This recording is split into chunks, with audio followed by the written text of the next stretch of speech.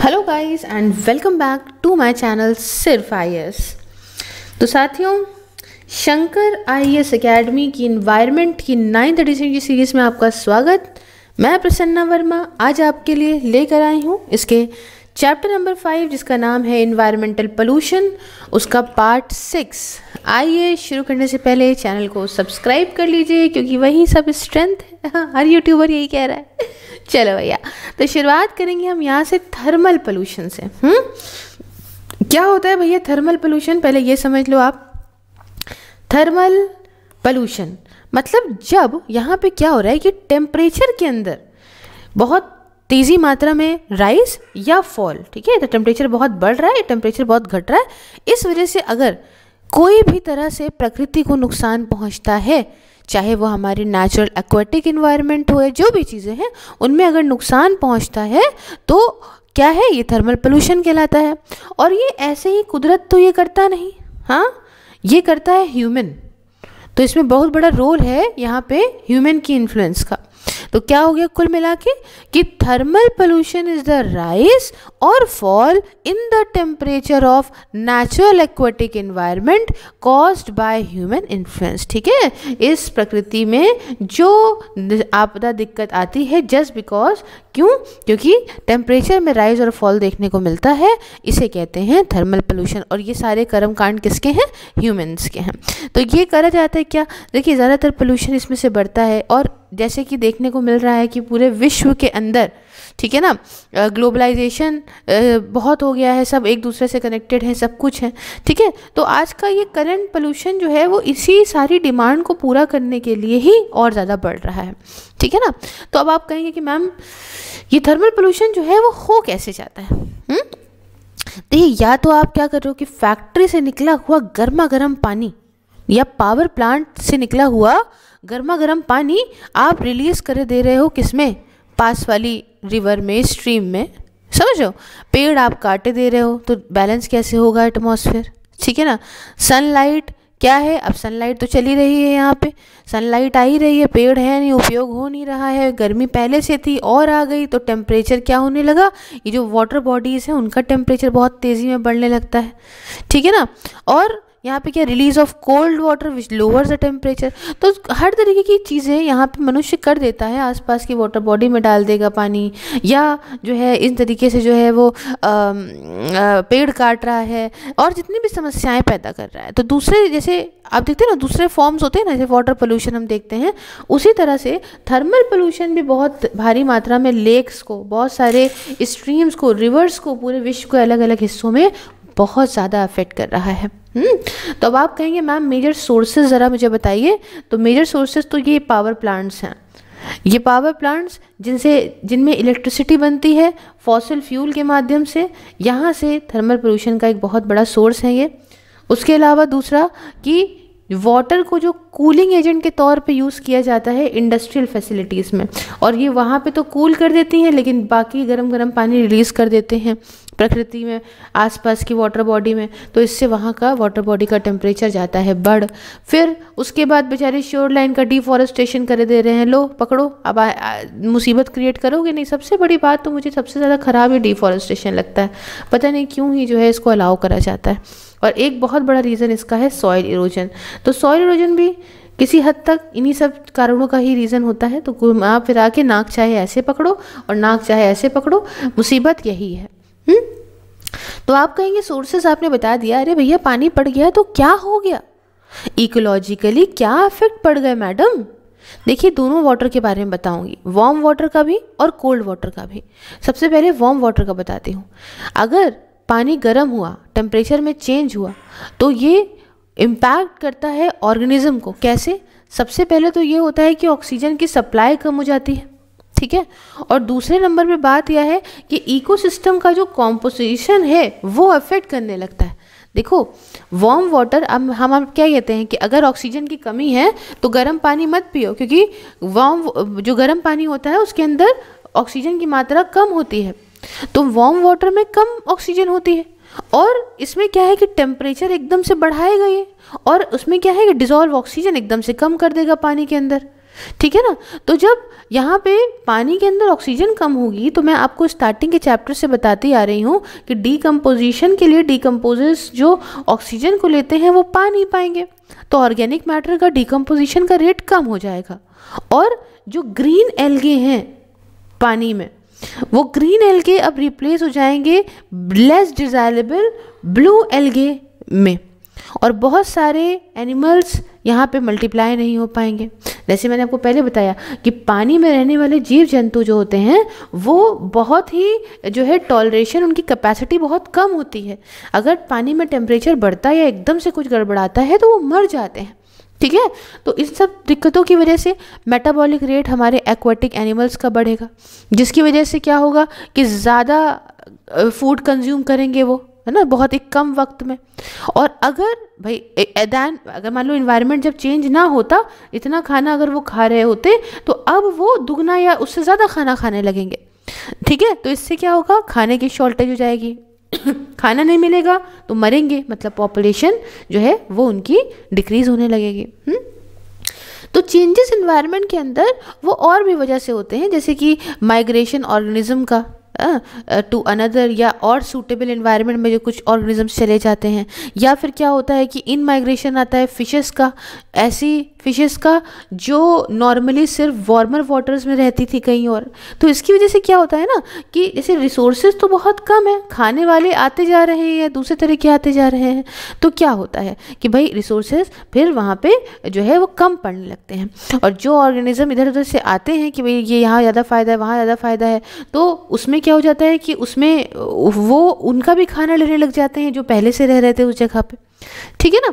तो इससे क्या होता है कि द मोर अब समझो बात क्या है कि जैसे मानो कुछ ऑर्गेनिज्म आ गए जो वार्म वाटर में रह सकते थे, ठीक, तो वो तो यहाँ रहने लगे, वो तो सरवाइव कर गए, लेकिन बाकी के जो है वो सरवाइव नहीं कर पाए, समझ रहे हैं, तो वो मर जाएंगे, दूसरे वाले रहने लगेंगे। तो एज अ रिजल्ट क्या होगा कि प्रॉब्लम यहाँ पे फूड चेन में आ जाएगी। पुरानी फूड चेन जो चल रही थी इन्वायरमेंट के अंदर वो यहाँ पे बदल के नई से हो जाएगी। तो biodiversity can be decreased as a result, ठीक है। क्या आप देखोगे कि बायोडाइवर्सिटी यहाँ पे जो है वो डिक्रीज होने लग जाएगी। तो टेम्परेचर यहाँ पे जब बदलता है 1 या 2 डिग्री सेल्सियस से भी, हमारे लिए तो बहुत आम बात है कि 1 डिग्री या 2 डिग्री तो टेम्परेचर बढ़ा, नहीं, जब ग्लोबल लेवल पे देखो बहुत खतरनाक बात है।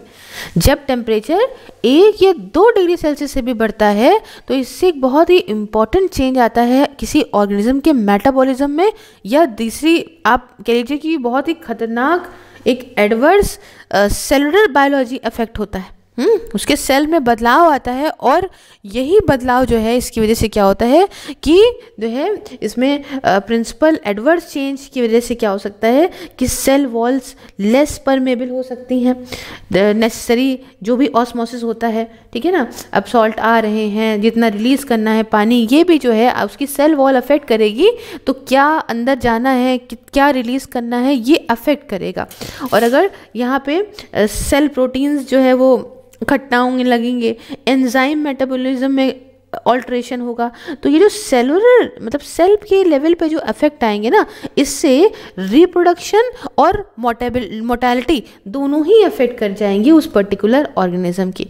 तो आप इतना समझ लीजिए कि वो या तो भाई जीवित रहने में उसको समस्या आ जाएगी, मर जाएगा, या तो भाई उसका रिप्रोडक्शन साइकिल कुछ गड़बड़ाएगा। तो अगर किस सेल में कुछ भी इफेक्ट होता है तो ये सारी प्रॉब्लम्स देखने को मिलती हैं। तो अब देखो ये सब मैं आपको बता चुकी हूँ कि प्राइमरी प्रोड्यूसर्स क्या होते हैं, सेकेंडरी क्या होते हैं, टर्शरी क्या होते हैं। तो प्राइमरी प्रोड्यूसर्स जो हैं वो अफेक्ट होते हैं बाय वार्म वाटर, ठीक है, ये गर्म पानी से अफेक्ट हो गए, बिकॉज जब वाटर का टेम्परेचर बढ़ता है तो यहाँ पे क्या होता है, प्लांट की ग्रोथ रेट इंक्रीज हुई, और इससे क्या हुआ उनका भाई अगर एकदम से बढ़ जाएंगे तो लाइफ कम हो जाएगी ना, लाइफ स्पैन कम हो जाता है, और यहाँ पे क्या होता है, और स्पीशीज़ की ओवर पॉपुलेशन हो जाती है। तो इसकी वजह से क्या होता है कि एल्गे ब्लूम हो जाता है। ये सब मैं आपको पुराने बता चुकी हूँ ना, यूट्रोफिकेशन, एल्गे ब्लूम, ये सब चीज़ें। तो एल्गे ब्लूम हुआ जिससे क्या हुआ कि ऑक्सीजन का लेवल पानी में कम हो गया। अब प्लांट की डेंसिटी ज़्यादा है तो उससे क्या होगा कि लाइट की इंटेंसिटी कम हो जाएगी, हाँ, तो लाइट की इंटेंसिटी कम होगी तो क्या होगा कि फोटोसिंथेसिस कम हो जाएगा, और इससे क्या होगा कि यहाँ पे प्लांट का रेस्पिरेशन रेट और बढ़ जाएगा। तो वैसे ही समझ रहे हो ना, जैसे मैंने आपको एक कॉन्सेप्ट पुराने ही इसी के ही में शुरुआत के पार्ट से बताया था यूट्रोफिकेशन का, यूट्रोफिकेशन का, वही चीज़ आप यहाँ पे देखोगे, है ना। तो इतनी भारी मात्रा में टेम्परेचर बढ़ता है तो इससे क्या होता है कि लाइफ सपोर्टिंग एंजाइम्स यहाँ पे कम होने लगते हैं। कैसे होने लगते हैं? By breaking down the hydrogen and disulphide bond को तोड़ के with in the coronary structure of enzymes में। और एंजाइम की एक्टिविटी जहाँ इन एक्वेटिक ऑर्गेनिज्म में कम हुई तो इसकी वजह से बहुत प्रॉब्लम आती है, जैसे कि ब्रेक डाउन लिपिड्स नहीं कर पाते हैं, जिसकी वजह से क्या होता है कि ऑर्गेनिज्म मैल न्यूट्रिशन का शिकार हो जाते हैं।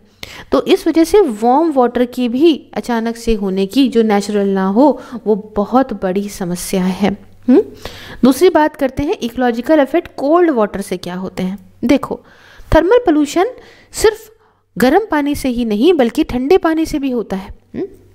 अगर बहुत ठंडा पानी किसी रिजर्वॉयर के बेस से अचानक से किसी वार्मर रिवर में बहा दिया जाए तो ये भी इफेक्ट करेगा, वहाँ की मछलियों को करेगा, खासकर उनके अंडों को और लार्वे को करेगा। इसके अलावा माइक्रो इन्वर्टिब्रेट्स और रिवर की प्रोडक्टिविटी भी बहुत अफेक्ट करेगी। तो अब इसके लिए तो हम समझते हैं कि क्या आखिरकार कंट्रोल करने के लिए क्या कदम उठाए जा सकते हैं। तो देखो, आप ये जो गर्मा गर्म पानी रिलीज ले देते हो लेक्स के अंदर, स्ट्रीम्स के अंदर, पावर प्लांट्स या फैक्ट्रीज के अंदर, तो इसको एकदम से रिलीज करने की बजाय आप इसको क्या करो, पहले हीटेड वाटर को एक कूलिंग टावर से होके गुजराओ या कूलिंग पॉन्ड से होके गुजराओ, जहाँ पे इवेपोरेशन के माध्यम से क्या होगा कि पानी थोड़ा ठंडा हो जाएगा और उसके बाद इसको आप डिस्चार्ज करोगे तो इतनी बड़ी समस्या नहीं आएगी। इसके अलावा पावर प्लांट को आप इस तरह से डिज़ाइन या रिफिट करो कि वो एक एफिशिएंट तरीके से पानी जो है जो प्रोड्यूस करे वो लेस वेस्ट हीट हो, पहली चीज़ तो ध्यान रखिए। उसके बाद बात आती है यहाँ पे कोजेनरेशन की। कोजेनरेशन, तो कोजेनरेशन ऐसा प्रोसेस जिसके माध्यम से जो एक्सेस बहुत भारी मात्रा में जो हीट एनर्जी जो निकली है, जो जनरेट हो रही है इलेक्ट्रिसिटी से, आप इसका यूज़ कर लो किसी और मैन्युफैक्चरिंग प्रोसेस में। ठीक है, जिस मैन्युफैक्चरिंग प्रोसेस में उस एनर्जी की, हीट एनर्जी की ज़रूरत है, उस हीट एनर्जी को रिलीज़ करने की बजाय, वेस्ट करने की बजाय उसमें यूज़ कर लो तो आपका फ़ायदा रहेगा। ठीक है ना। अब जहाँ पे घर या बिल्डिंग जो इंडस्ट्रियल प्लांट के पास लोकेटेड होती हैं, ठीक है, ऐसी जगहों पे वेस्ट हॉट वाटर का यूज़ आप कर सकते हो हीटिंग के लिए, या एक अरेंजमेंट ऐसा बना दो जो हम स्कैंडिनेवियन टाउन्स या सिटीज़ में देखते हैं ना कि, या प्रपोज भी करा गया है चाइना में यूज़ के लिए, तो हीटिंग पर्पस के लिए वहाँ यूज़ हो जाएगा। तो पानी का, इस गर्म पानी का, इस गर्मी का कहीं और उपयोग कर लिया जाए, इंस्टेड इसको ऐसे ही वेस्ट करा जाए, थियोरेटिकली नहीं प्रैक्टिकली करा जाए। तो थर्मल पोल्यूशन को अगर आपको यहाँ पे देखना है कि वेजिटेशन को ना बर्बाद करे, तो यहाँ पे सिंपल बात है कि सीधी बात है कि आप इसको ना फालतू जो ऐसे नहीं फेंको, और जो है इन सबको लेके चलो। और इसकी बहुत इंपॉर्टेंट चीज़ क्या है कि पेड़ वेड़ मत काटो भाई, इससे भी बहुत मदद मिलेगी। तो सारे जो कदम उठाए जाएंगे, इसके अलावा इरोजन को भी कंट्रोल करने के लिए, उससे भी ये जो वाटर है वो साफ़ रहेगा और ठंडा रहेगा। तो ये कुछ चीज़ें हैं और जो इनकी प्रॉब्लम्स है वही इनका सोल्यूशन होती हैं। तो हमने थर्मल पोल्यूशन को पूरा अच्छे से समझा। अब नेक्स्ट टॉपिक, प्लास्टिक पोल्यूशन को समझने से पहले ज़रा ज्ञानवर्धक बातें में डू यू नो का एक बॉक्स दिया है। उसमें कह रहे हैं कि साइंस एक्सप्रेस ये एक इनोवेटिव मोबाइल साइंस एग्जीबिशन है, माउंट करी गई है on a 16 coach AC train में, which has been custom built for department of science and technology के लिए इंडियन रेलवेज ने बनाई है। एक्सप्रेस ये यूनिक कोलैबोरेटिव इनिशिएटिव है department of science and technology, ministry of environment, forest and climate change और ministry of railway का। ये जो यूनिक मोबाइल ऐप एक्सपो है उसे लॉन्च करा गया अक्टूबर 2007 में DST के द्वारा, दैट इज़ यही जो साइंस एंड टेक्नोलॉजी के डिपार्टमेंट के द्वारा। 2012, 13, 14 में 3 फेजेस रन करे गए हैं साइंस एक्सप्रेस के और रोल्ड आउट करा गया है as a joint initiative of DST, वही ministry of environment, forest, climate change as biodiversity special, and इसमें बहुत सारे बायोडाइवर्सिटी ऑफ इंडिया 2015 है ना, सबसे कुछ दिखाया गया है। चलो नेक्स्ट पे बात करते हैं। नेक्स्ट बात है प्लास्टिक पोल्यूशन की। अब ये पोल्यूशन हम बात तो इसकी करते हैं बट इसके लिए कदम नहीं उठाना चाहते। देखिए मरीन रिसोर्सेज की बात करें तो वहाँ पे 70% पूरे अर्थ के सरफेस का कवर करते हैं, और ये बहुत इम्पॉर्टेंट है, आपको भी मालूम है, हमारे बायोस्फीयर के लिए। इवन हमारी जो आज जो हम जीवित है ना, इन सब के लिए में प्रकृति बहुत इंपॉर्टेंट है। खासकर अब इसमें देखिए 70% अर्थ के सरफेस का जिसके पास हो वो तो कितना इंपॉर्टेंट हो जाएगा। मतलब नियरली 1.5 मिलियन स्पीशीज़ जो अभी तक जाने गए हैं, नियरली 1/4 मिलियन जो वर्ल्ड के ओशन में रहते हैं, तो मतलब ये सब रहते हैं यहाँ पे, बहुत हो गए। मतलब इम्पॉर्टेंट बात तो सुनिए, तो कम से कम 50% पूरे विश्व का जो प्राइमरी प्रोडक्शन है वो अपर स्ट्रैटम में सी वाटर के होता है, और सी फूड प्रेजेंटली ये 20% प्रोटीन को रिप्रेजेंट करते हैं हमारे ग्लोबल डाइट की। तो ये जो मरीन रिसोर्सेस हैं वो बहुत इम्पॉर्टेंट है, ठीक है। इसके अलावा समझिए, सिर्फ अपने बारे में क्यों सोचते हो आप, जो हेल्थ है इस मरीन फूड वेब की, फिशरीज रिसोर्सेज की, वो समझ लीजिए लॉन्ग टर्म ये जो डिपेंड करती है वो डिपेंड करती है ऑटोट्रॉफिक एल्गे पे। ऑटोट्रॉफिक एल्गे मतलब फाइटोप्लैंक्टन जो प्राइमरी प्रोड्यूसर्स होते हैं, और जू प्लैंक्टन जो प्राइमरी कंज्यूमर होते हैं इस मरीन फूड के पिरामिड में, जिसके बारे में हम आपको ये स्टार्टिंग से ही बताते आ रहे हैं। तो आप जब चैप्टर के पूरे एनवायरनमेंट की मेरी सीरीज़ देखते रहोगे तो ईजिली आप चीज़ों को समझ जाओगे, ठीक है। अब प्लास्टिक जो चली आई ना मुंह उठा के, ये आज की लेटेस्ट कंटामिनेंट है, सबसे ज़्यादा जो गंदा कर रही है मरीन के एनवायरनमेंट को। प्लास्टिक का उपयोग बढ़ रहा है और एनवायरनमेंट पे इम्पैक्ट इसका बड़ा ख़राब और नेगेटिव पड़ रहा है। तो प्लास्टिक का पोल्यूशन क्या करता है, ये जो प्लैंक्टन की स्पीशीज़ है, ठीक है ना, ये फूड वेब का फॉर्मेशन का कितना बड़ा पार्ट है, इनके साथ इंटरफेयर करती हैं, दूसरे ऑर्गेनाइजेशन के साथ करती हैं, और इससे क्या होता है, यहाँ का जो मरीन इकोसिस्टम होता है ना, बड़ा डेलिकेट सा होता है बाबा, ये अफेक्ट कर जाता है।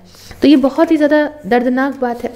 अब एक सवाल यहाँ पे ये उठता है कि ma'am plastic as a waste material in marine environment, है ना, इसको हम एक टॉपिक के तौर पे समझेंगे। कहते हैं हम कि भाई plastic as a waste material, ठीक है, कहाँ पे, इन मरीन एनवायरनमेंट। चलो शुरू करते हैं। देखो जो अमाउंट ऑफ प्लास्टिक वेस्ट माना गया है, अगर आपको हम ऐसे बताएं तो ये तो समझ लीजिए हर साल जो मरीन एनवायरनमेंट में कूड़ा कचरा ऐसा प्लास्टिक वाला डाल देते हैं तो हमें पता भी नहीं है। मतलब इतना समझ लो, इतना ज़्यादा है, मतलब फिशिंग रिलेटेड एक्टिविटीज़ में देखा जाता है निकल रहा है, फ्रॉम नॉन पॉइंट सोर्स निकल रहे हैं, बीच में घूमने जाते हैं बीचेस में, वहीं कूड़ा कचरा डाल दिया, अरे समुद्र है इतना बड़ा, सब अपने अंदर जो है ले लेगा। भाई यार ये सब नहीं होता है, जिस समय वो देगा उस समय आप नहीं ले पाओगे। तो दो साफ साफ और क्लियर डिफरेंसेस आप देखोगे प्लास्टिक का जो कूड़ा है ओशन एनवायरनमेंट में as oppose to the land environment. समझिएगा, पहला तो ये कि जो रेट है UV induce photo oxidative degradation of plastic, जो ऊपर फ्लोट कर रही है या अंदर जो है सबमर्ज हो गई है सी के अंदर, ठीक है, या तो ऊपर बह रही है या तो नीचे जो है चली गई है एट सी, ये बहुत स्लो है दैन दैट जो आप सेम एक्सपोजर देते हो सोलर रेडिएशन का लैंड पे। तो अब आप ये समझो। दूसरी बात कि लैंड के विपरीत यहाँ पे कोई इजी तरीका नहीं है जिससे हम किसी तरीके से रिसाइकिल कर लें या अलग छांट लें, रिट्राइव कर लें, निकाल लें प्लास्टिक वेस्ट को जो सी ओशन के एनवायरनमेंट में जा रहा है। समझ रहे हैं? तो यहाँ पे दोनों चीज़ों को समझो। ओशन से आप दूर, यहाँ पे तो हम समझ लेते हैं गीला कचरा इधर, ये वाले प्लास्टिक इधर कर दो, ये इधर कर दो, लैंड में इजी है, ये सी में इतना इजी नहीं है। तो ये दोनों मैंने आपको बात बताई जिसकी वजह से प्लास्टिक जीवन भर रह जाती है ओशन के अंदर, इसको बाहर नहीं निकाला जा पाता। और प्लास्टिक का वेस्ट एक बार आया ओशन के, वर्ल्ड के ओशंस के अंदर, तो इकट्ठा होता जाता है बहुत भारी मात्रा में, बहुत ख़राब करता है मरीन एनवायरनमेंट को, ठीक है ना।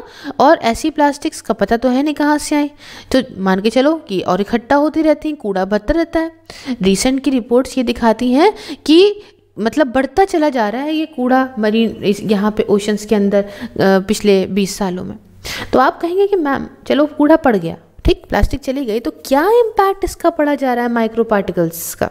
ठीक है, देखो, चैलेंजिंग एंटार्क्टिक krill या दूसरे जू प्लैंक्टन्स जिसमें प्लास्टिक बीड्स जो करीब 20 माइक्रोन या उसकी हैं साइज में, वो दिखाती हैं कि ये माइक्रो जो पार्टिकुलेट्स हैं ना, ये सब मतलब पचते नहीं हैं ऑर्गेनिज्म के अंदर जब जाते हैं, तो जब ये लोग खा लेते हैं गलती से, और जब इनडाइजेशन होता है पार्टिकल्स का, है ना, पता होता नहीं कुछ पचे कुछ नहीं पचे, तो ये रेट डिपेंड करता है कि किस मात्रा में पार्टिकल्स हैं इस एनवायरनमेंट के अंदर। अब समझिएगा, प्लास्टिक क्या है? प्लास्टिक एक बायो इनर्ट है, ठीक है, अब ये डिग्रेड नहीं हो रही है, ख़त्म नहीं हो रही है, ठीक है ना, and are not expected to be toxic to the animal in the conventional sense. ऐसे देखा, अगर किसी ने प्लास्टिक खा ली तो जहरीली चीज़ नहीं है ना, ऐसे तो तुम समझ रहे हो ना, ऐसे चीज़ नहीं है अगर ऐसे देख रहे हो तो। लेकिन अगर आप ऐसे समझोगे इसको कि अगर हम खा ले रहे हैं, क्या जानवर के मुंह में फंसी जा रही है ना, या ऐसा कुछ हुआ जा रहा है, तो फिर तो ये नुकसानदायक है। जब आपके पेट में चली गई तो पच रही नहीं है, ठीक है ना, और वो क्या कर रहे हैं, वो बेचारे उससे जूझे चले जा रहे हैं, समझ ही नहीं पा रहे, है ना। तो जो ये मटेरियल है वो पास करता है एनिमल के अंदर, जो वर्चुअली पास करता है वो बिल्कुल अनचेंज, जैसी मात्रा में गया कुछ नहीं हुआ, वैसा का वैसे ही पड़ा हुआ है। अब दिक्कत वाली बात ये है कि जो प्लास्टिक्स हैं जो अब आप सी के पानी में डाल देते हो, तो वो यहाँ पे क्या करती हैं, वो एक जहरीली या नॉन जहरीले जो कंपाउंड सी वाटर में प्रेजेंट है उनके साथ इकट्ठा होती हैं लो कंसंट्रेशन में, और इसके अंदर जैसे कि आता है PCBs, ठीक है, DDTs, नॉनिल फिनॉल, तो इनमें काफ़ी हाई पार्टीशन कोएफिशिएंट्स होते हैं जो एफिशिएंटली बहुत बढ़िया तरीके से कंसंट्रेट हो जाते हैं प्लास्टिक के मटेरियल के अंदर। अब क्या होता है कि जो ये प्लास्टिक रिलेटेड जो दिक्कत है, करीब 250 स्पीशीज़ को देखा गया है कि पूरे वर्ल्ड के अंदर ये जूझ रहे हैं इस प्लास्टिक की दिक्कत से। फोकस बहुत ज़्यादा देखा गया है कि जो बड़े बड़े स्पीशी होते हैं, जो पानी के सरफेस पे तैर रहे होते हैं, बीच के आसपास होते हैं, उनको बड़ी दिक्कत होती है ना, डिस्पाइट द फैक्ट कि 99% जो मरीन स्पीशीज़ हैं वो अंदर रह रहे हैं, समझ लीजिए, हमें उनके बारे में पता नहीं है, और जो ऊपर है ज़रा बहुत, जिनके बारे में हमें पता है, उनको कितना नुकसान है, ठीक है ना। तो जो इम्पैक्ट है नेगेटिवली बियॉन्ड प्लास्टिक वेस्ट का, मतलब जैसे कि अब नायलॉन नेट के कुछ टुकड़े फ्रैगमेंट पड़े हैं, ठीक है ना, तो ये बेंथिक जो ऊपर बह रहे हैं उन स्पीशीज़ के ऊपर, तो वो तो देखिए वर्चुअली अभी अनएड्रेस्ड है। और अगर हम ये बात करें कि despite years of interest on the topic little research, इतना देखिए ये तो एक लाइन हो गई, लेकिन हमने देखा कि हम इतने टाइम से इस बात को कह रहे हैं। अभी आपने बहुत सारी वीडियोस देखी होंगे साथियों, आती रहती हैं कि जो है मरीन के बहुत सारे जानवर, वेल हो गई, फिशेस हो गई, कुछ भी हो गया, कोई भी जानवर हो गया, तो उसके प्लास्टिक मुँह में फंसी है, या वो बीच पे आके मर गया उसी वजह से, या उसका पेट काटा तो अंदर से प्लास्टिक्स निकल रही हैं। तो ये सारे इश्यूज़ के बारे में हम देखते हैं, बट इस बारे में इसको बहुत बड़ा नहीं ले रहे हैं, क्योंकि तब तक के लिए इंसानों के लिए दिक्कत नहीं पैदा कर रहा है, बट ये एक बहुत बड़ी प्रॉब्लम है जो आगे आने वाले टाइम पे देखने को मिलेगी। अब हमने ये मरीन एनवायरनमेंट का तो समझा, अब एक बात ये भी तो आती है ना, ये तो चलिए हम लोगों से नोन है और हम लोग इसे कम कर सकते हैं, तो हम इसके लिए कदम बहुत ही कम उठा रहे हैं। प्लास्टिक ऐसा waste material in land environment. अब लैंड एनवायरनमेंट पे क्या है, देखो प्लास्टिक का यूज़ अगर तुम अनकंट्रोल मात्रा में करोगे तो सबसे पहले तो तुम्हारा जो ड्रेनेज फैसिलिटी है वही चोक हो जाती है। देखा ना, प्लास्टिक के बैग अगर फंस जाते हैं तो इससे क्या होता है कि ड्रेनेज फैसिलिटी चोक हुई, पानी दतों से बहने लगा, unhygienic environment, water borne disease पैदा होने लगे। दूसरा, बीमारियाँ फैलेंगी, पॉसिबल डेथ होगी एनिमल्स की, ठीक है ना, जो प्लास्टिक्स खा लेते हैं ये कूड़े कचड़े के दान से। तीसरी बात क्या कि जो नॉन बायोडिग्रेडेबल या इम्परवियस नेचर की प्लास्टिक होती है जो डिस्पोज हो जाती है सॉइल में, है ना, इसमें ऐसे इस तरीके से, तो इससे क्या होगा कि उससे ग्राउंड वाटर एक्वाफर जो पानी जो आपका ज़मीन के अंदर पानी है वो भी तो इफेक्ट करेगा ना, इस तरीके से उसमें गंदगी फंस के नीचे पानी जब रिस के जाएगा तो। और जो जो एडिटिव्स या प्लास्टिसाइजर्स या फिलर्स, फ्लेम्स, रिटार्डेंट्स, पिगमेंट्स जो प्लास्टिक के प्रोडक्ट में यूज़ होते हैं बनाने के लिए, ये तो भैया हेल्थ इम्पैक्ट दे सकते हैं, ग्राउंड वाटर पोल्यूशन कर सकते हैं। तो प्लास्टिक की तो कहानियाँ अपने में ही बहुत सारी ज़बरदस्त हैं। प्लास्टिक रोको, ख़त्म करो भाई, अपना झोला लेके चलो। अब नेक्स्ट टॉपिक आता है बायो रेमेडिएशन का। अब इसको समझिए। देखिए बायो रेमेडिएशन ये यूज़ है माइक्रो ऑर्गेनिज्म में, जैसे कि साथियों एक हो गया ये बैक्टीरिया, फंगी, है ना, इन सब का, जिसके माध्यम से बायो रेमेडिएशन के माध्यम से ये क्या करते हैं, इन्वायरमेंट में प्रेजेंट कंटामिनेंट्स को डिग्रेड कर देते हैं। किसमें? कुछ लेस टॉक्सिक फॉर्म में, कम जहरीले फॉर्म में इसको बदल देते हैं। कौन? Bacteria, fungi, that is micro organism. ठीक है। और bio remediation is the use of, ठीक है, ये इसका यूज करके। अब माइक्रो ऑर्गेनिजम्स जो हैं ये ऐसे भी हो सकता है कि वो जो पर्टिकुलर एरिया है जहाँ पे गंदगी है वहीं के रहने वाले हों, ठीक है, या फिर वो कहीं और के हों लेकिन उस कंटामिनेटेड साइड में लाए गए हों। ठीक है ना, कि भैया आओ इसको तुम जो है लेस टॉक्सिक करो इस साइड को, क्योंकि कुदरत की बनाई हर चीज़ जो है ना वो बहुत अच्छी है, लेकिन हम लोगों ने क्या कर रखा है कि उसकी बिल्कुल जो है सत्या पीट दी है। अब देखो जो ये प्रोसेस है बायो रेमेडिएशन का, उसे आप इनडायरेक्टली मॉनिटर कर सकते हो। कैसे? मेजर करके ऑक्सीडेशन रिडक्शन पोटेंशियल, या जिसे हम लोग रिडॉक्स कहते हैं, सॉइल के अंदर या ग्राउंड वाटर के अंदर, together with the pH, temperature, oxygen content, electron acceptor या donor concentration and concentration of break down product, that is carbon dioxide में। ठीक।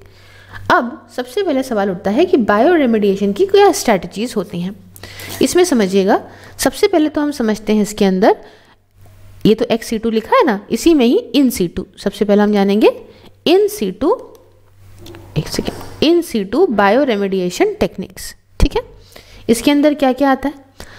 इसके अंदर आता है ट्रीटमेंट कंटामिनेटेड मटेरियल का एट अ साइट में ही, जहाँ पे कंटामिनेटेड साइट है वहीं पे ही क्या हो रहा है, जहाँ पे गंदगी है, जहाँ गंदी जो है चीज़ें हैं, वहाँ पे ही ट्रीटमेंट करा जा रहा है उस कंटामिनेटेड मटेरियल का साइट में। ठीक है। अब इसके अंदर इन सीटू के अंदर कुछ चीज़ें आती हैं, समझिएगा। सबसे पहले जो हम बात करेंगे उसे हम लोग कहते हैं बायो वेंटिंग। ठीक है। बायो वेंटिंग ये क्या है? जब एयर की और न्यूट्रिएंट्स की सप्लाई दे दी जाती है वेल्स के माध्यम से, ठीक है ना, कुएं के माध्यम से कंटामिनेटेड सॉइल में, ताकि क्या हो कि जो वहाँ के इंडिजीनियस बैक्टीरिया हैं वो बढ़ने लग जाएं। इसका यूज़ करा जाता है सिंपल हाइड्रोकार्बन्स के लिए, और यूज़ करा जाता है जहाँ पे कंटामिनेशन बहुत ही सरफेस से नीचे हो, डीप एरिया में हो, तो बायो वेंटिंग का यूज़ वहाँ करते हैं। दूसरा बात करते हैं जिसे हम लोग बोलते हैं बायो स्पार्जिंग। ठीक है।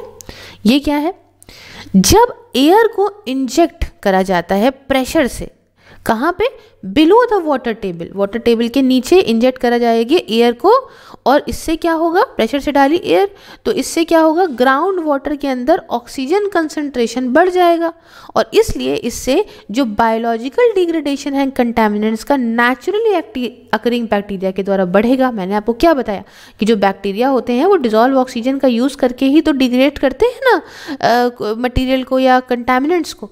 तो जब अब ऑक्सीजन कैसे मिलेगी? जब बढ़िया बहुत तेज़ी में एयर प्रेशर से यहाँ एयर डाल दोगे, ठीक है ना, तो एयर यहाँ इंजेक्ट करी जैसे ही वाटर टेबल के अंदर, तो उसमें ऑक्सीजन की मात्रा बढ़ी, और नेचुरली अकरिंग बैक्टीरिया जो है वो अब क्या करने लगेंगे कि जो है डिग्रेडेशन करने लगेंगे कंटामिनेंट्स का। ठीक। और तीसरा जो एक है उसे हम लोग कहते हैं, क्या कहते हैं? Bio augmentation. लिख देते हैं बायो ऑगमेंटेशन। ये क्या है साथियों? माइक्रो ऑर्गेनिज्म जो कि इंपोर्ट करे जाते हैं, मतलब बाहर से लाए गए हैं उस कंटामिनेटेड साइट में, ताकि वहाँ पे डिग्रेडेशन प्रोसेस को बढ़ाया जा सके, तो इसे बोलते हैं हम लोग बायो ऑगमेंटेशन।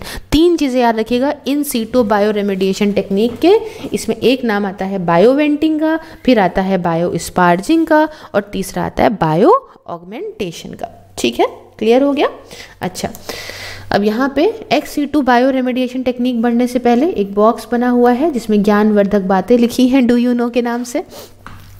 तो कह रहे हैं ये कि जो जॉज होते हैं, मसूड़े जो सांपों के होते हैं, स्नेक्स के, ये एक साथ फ्यूज नहीं होते। इसका मतलब हमारे जैसे जॉज हैं उसके विपरीत स्नेक के जॉज जो हैं वो हुकअप नहीं होते हैं हमारे मतलब उनके बैक ऑफ देयर माउथ से।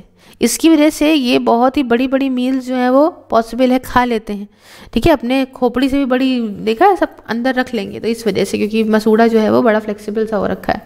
चलो खैर, नेक्स्ट अब बात करते हैं बायो रेमेडिएशन में XC2 बायो रेमेडिएशन टेक्निक की। इसमें क्या है देखिए, अब XC2 जो है इसके अंदर ये चीज़ आ गई है कि रिमूवल हो रहा है यहाँ पे कंटैमिनेटेड मटेरियल का टू बी ट्रीटेड एल्सवेयर। समझिए, XC2 involves the removal of contaminated material to be treated elsewhere. अब इसमें क्या चीज़ें आती हैं समझिए। पहला आता है इसके अंदर लैंड फार्मिंग। क्या चीज़? Land farming. ये क्या होता है भैया? देखिए, जो सॉइल कंटैमिनेटेड है, ठीक है, गंदा हो गया है, इसे क्या करते हैं, निकाल लेते हैं, एक्सकवेट कर लेते हैं, एंड उसके बाद निकालने के बाद इसे फैला देते हैं, ठीक है, स्प्रेड ओवर कर देते हैं प्रिपेयर्ड बेड पे, और पीरियोडिकली टिल्ड करा जाता है जब तक पॉल्यूटेंट पूरी तरीके से जो है वो डिग्रेड या मतलब ख़त्म ना हो जाए। अब उद्देश्य क्या होता है? उद्देश्य ये होता है कि हमें यहाँ बढ़ाना है जो इंडिजीनियस बायोडिग्रेडेबल माइक्रो ऑर्गेनिज्म है वो वहाँ पे और मात्रा में बढ़ेंगे, फिर इनको ऐसे ऐसे कर दोगे सॉइल को, फिर वहाँ पे नीचे से फिर बढ़ना शुरू हो जाएंगे, ठीक है, वो सब डिग्रेड करते जाएंगे और उनका जो एरोबिक डिग्रेडेशन है कंटैमिनेंट्स का वो होता जाएगा। तो ऐसे फैला के इस तरीके से उन कंटैमिनेंट्स को डिग्रेड किया जाता है, इसे बोलते हैं लैंड फार्मिंग, ठीक है। दूसरा एक तरीका है जिससे हम लोग बोलते हैं बायोपाइल्स। ये क्या होता है बायोपाइल्स? देखिए, ये एक हाइब्रिड है जिसमें लैंड फार्मिंग का भी यूज़ करते हैं और साथ में कंपोस्टिंग का भी यूज़ करते हैं, ठीक है ना। इन दोनों का यूज़ करके काम बनाते हैं। एसेंशियली इंजीनियर्ड सेल्स को बनाया जाता है एज एरेटेड कंपोस्टेड पाइल्स के तौर पे। टिपिकली यूज़ करा जाता है, इसमें जो सरफेस कंटैमिनेशन होता है ना उसको ट्रीट करा जाता है विद पेट्रोलियम हाइड्रोकार्बन्स की मदद से, ठीक है। अच्छा, तीसरा एक तरीका है यहाँ पे साथियों जिसे हम लोग कहते हैं बायो रिएक्टर, ठीक है, बायो रिएक्टर। इसके अंदर क्या है? इसके अंदर प्रोसेस है, इन्वॉल्व करता है प्रोसेस कंटैमिनेटेड जो सॉलिड मटेरियल है, जैसे कि सॉइल हो गया, सेडिमेंट है, स्लज है, जो भी कंटैमिनेटेड सॉलिड मटेरियल है, गंदा मटेरियल है या वाटर है, उसको इंजीनियर्ड कंटैमिनेटेड कंटेनमेंट सिस्टम के माध्यम से प्रॉपर एक अच्छे तरीके के माध्यम से इसको जो है वो करा जाता है। इसको मतलब जो है क्या कह सकते हो आप कि ठीक करा जा सकता है, ठीक है, मतलब ट्रीट करा जा सकता है ऐसे, जिसे क्या बोलते हैं हम लोग बायो रिएक्टर्स, ठीक है, एक प्रॉपर सिस्टम के माध्यम से। और लास्ट में जो हम बात करेंगे वो बात करेंगे कंपोस्टिंग। कंपोस्टिंग के बारे में आपने ज़रूर से ज़रूर सुना होगा। देखो, कंपोस्टिंग जो है डील करती है पहले जो सॉलिड वेस्ट मैनेजमेंट, ठीक है, उससे रिलेटेड है।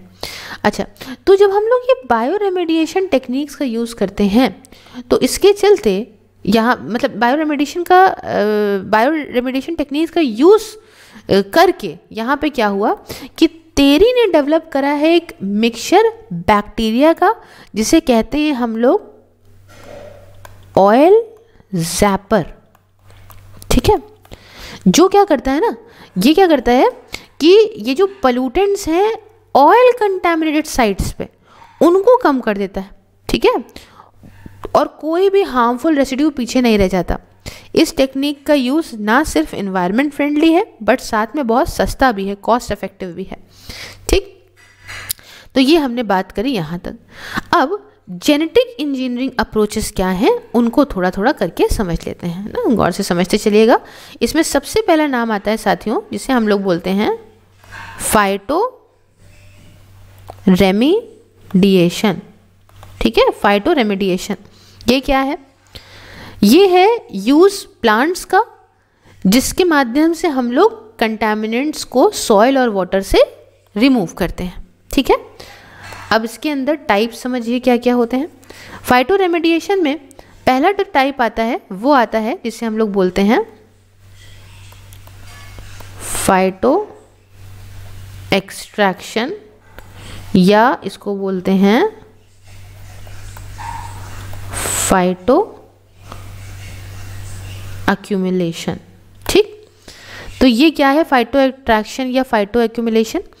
ये ऐसा प्रोसेस है जिसके माध्यम से प्लांट्स इकट्ठा कर लेते हैं कंटामिनेंट्स को अपनी जड़ों में, अपनी रूट्स में, एंड अबव ग्राउंड जो शूट्स या लीव्स होती हैं उसमें, ये इसे कहते हैं, मतलब रूट्स में और अबव ग्राउंड जो शूट्स और लीव्स हैं उसमें, तो सारे कंटामिनेंट्स को अक्यूमुलेट कर लेंगे प्लांट्स, तो इसे बोलते हैं फाइटो एक्सट्रैक्शन या फाइटो अक्यूमुलेशन, जो नाम कह रहा है वैसा ही है। ठीक, दूसरी बात आता है यहाँ पे इसी के अंदर, जिसे हम लोग बोलते हैं फाइटो ट्रांसफॉर्मेशन, या इसको एक चीज और बोलते हैं फाइटो डिग्रेडेशन। ठीक है, अब इसमें क्या होता है, ये क्या है कि जब ऑर्गेनिक कंटामिनेंट्स को ले लिया जाता है सॉइल से, ठीक है, बाहर निकाल लिया सेडिमेंट से, सॉइल से या पानी से, जिससे भी, और उसको फिर बदलाव उसमें लाया गया, ट्रांसफॉर्म किया गया ज़्यादा स्टेबल, लेस टॉक्सिक और लेस मोबाइल फॉर्म में उसको बदल दिया गया, तो तब उसको बोलते हैं फाइटो ट्रांसपोर्टेशन या फाइटो डिग्रेडेशन। अच्छा, तीसरा इसके अंदर जो आता है उसे हम लोग बोलते हैं फाइटो स्टेबलाइजेशन। ठीक है, अब ये क्या है फाइटो स्टेबलाइजेशन, देखो ये ऐसी टेक्निक है जिसमें प्लांट जो है अपनी मोबिलिटी और माइग्रेशन जो कंटैमिनेटेड सॉइल का है उसे कम कर देते हैं। ठीक है, और लीचेबल कॉन्स्टिट्यूएंट, ये जिस सारी लीचिंग वीचिंग क्या होती है मैं आपको सब शुरुआत में बता चुकी हूँ, तो प्लीज़ पार्ट्स देखते हुए आइएगा, ऐसा मत सोचिएगा कि मैम ने बस वर्ड बोल दिया और मुझे एक्सप्लेन नहीं करा। आई हैव एक्सप्लेन एवरीथिंग, तो आप जब एक एक स्टेप से चलोगे तो आपको सब पता होगा। ठीक है, तो जो लीचेबल कॉन्स्टिट्यूएंट्स होते हैं इन्हें एब्जॉर्व कर लिया जाता है एंड बाउंड कर दिया जाता है प्लांट के स्ट्रक्चर में, सो दैट ये एक अनस्टेबल मास प्लांट का बन जाते हैं, जिसके माध्यम से कंटैमिनेंट्स जो है वो फिर कभी भी इन्वायरमेंट के अंदर दोबारा एंटर नहीं कर पाते, ये प्लांट अपने अंदर रोक लेता है। ठीक है, ये होगी तीसरी बात। चौथा इसकी एक चौटनी से बोलते हैं हम लोग यहाँ पे फाइटो डिग्रेडेशन या राइजो डिग्रेडेशन। अब राइजो डिग्रेडेशन और फाइटो डिग्रेडेशन क्या है, इसको भी फाइटो डिग्रेडेशन कह रहे हैं। ठीक है, तो ये ब्रेकडाउन है कंटैमिनेंट्स का through the activity existing in the rhizosphere. उसमें क्या है, तो ये एक्टिविटी क्या है, ये एक्टिविटी जो है वो है क्योंकि भैया प्रोटीन प्रेजेंट होता है, एंजाइम प्रेजेंट होता है जो प्लांट प्रोड्यूस करता है, या बाय सॉइल ऑर्गेनिज्म जो प्रोड्यूस करते हैं जैसे बैक्टीरिया, ईस्ट और फंगी। ठीक है, इनके माध्यम से करा जाता है। फिर एक आखिरी क्या, अभी तो बहुत सारे हैं, एक जो नाम आता है वो आता है, मैं यहाँ से ज़रा हटा दूँ ताकि जो है ईजिली लिख पाऊँ। ठीक है, फिर नाम आता है यहाँ पे राइजो फिल्ट्रेशन का। राइजो फिल्ट्रेशन क्या है भाई, देखिए राइजो फिल्ट्रेशन ये एक वाटर रेमेडिएशन टेक्निक है जिसके अंदर क्या होता है कि कंटैमिनेंट्स को खींच लिया जाता है प्लांट्स की जड़ों, रूट्स के द्वारा। ठीक है, और राइजो फिल्ट्रेशन का यूज़ होता है कंटैमिनेशन को कम करने में नेचुरल वेटलैंड्स के अंदर और साथ में एस्चुरी एरियाज में। ठीक है, अच्छा एक चीज़ समझिएगा, यहाँ पे एक बैक्टीरियम डिएनोकोसस रेडियोड्यूरेंस का यूज़ करा जाता है डिटॉक्सिफाई करने के लिए टोल्यून्स को और आयोनिक मरकरी को, जिनको रेडियो एक्टिव न्यूक्लियर वेस्ट के माध्यम से रिलीज करते हैं ना, तो उनको ये डिटॉक्सिफाई कर देता है ये वाला बैक्टीरियम। अच्छा, तो समझ गए राइजो फिल्ट्रेशन क्या हो गया। अच्छा, उसके बाद नेक्स्ट जो बात करेंगे वो बात करेंगे हम माइकोर रेमिडिएशन की। ठीक है, ये क्या है, देखिए ये एक तरीके का बायो रेमिडिएशन है जिसमें फंगी का यूज़ करा जाता है डीकंटैमिनेट करने में एरिया को। ठीक है, उसके बाद आता है माइको फिल्ट्रेशन। ये क्या है भाई, ये एक सिमिलर प्रोसेस है जिसमें फंगल माइसीलिया का यूज़ हो रहा है फिल्टर करने के लिए टॉक्सिक वेस्ट को और माइक्रो ऑर्गेनिज्म को पानी से सॉइल के अंदर। ठीक, अच्छा, तो अब फ़ायदा की बात करें, बायो रेमेडिएशन की हमने खूब बात कर ली, तो अब हम देखें कि इसके क्या एडवांटेजेस होते हैं। ठीक है, क्या फ़ायदा होता है इसका।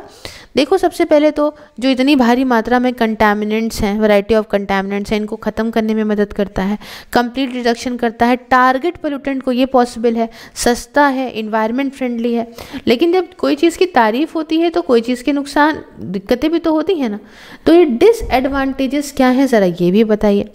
देखिए ये बायो रेमेडिएशन ना लिमिटेड है उन सारे कंपाउंड्स के लिए जो बायोडिग्रेडेबल हैं, जो बायोडिग्रेड हो सकते हैं, सिर्फ वही को आप जो है इसके माध्यम से ट्रीट कर सकते हो।